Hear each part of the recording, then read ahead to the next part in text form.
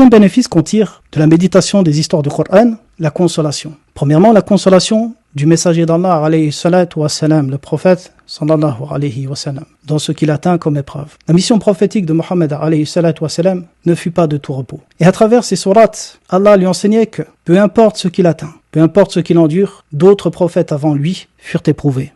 Et ce principe est valable également pour les croyants, de manière générale. Lorsque le messager d'Allah, alayhi salatu wa salam, fut questionné, quels sont les gens qui sont le plus éprouvés, il répondit, les prophètes, puis les meilleurs après eux.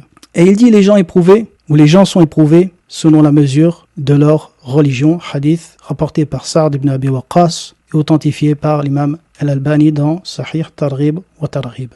Et Allah dit dans son livre, Azza wa Jal, Am hasibatum an tadkhulul jannata wa lamma ya'tikum mathalul ladhina khalaw min qablikum مستهم البأساء والضراء وزلزلوا حتى يقول الرسول والذين آمنوا معه متى نصر الله ألا إن نصر الله قريب.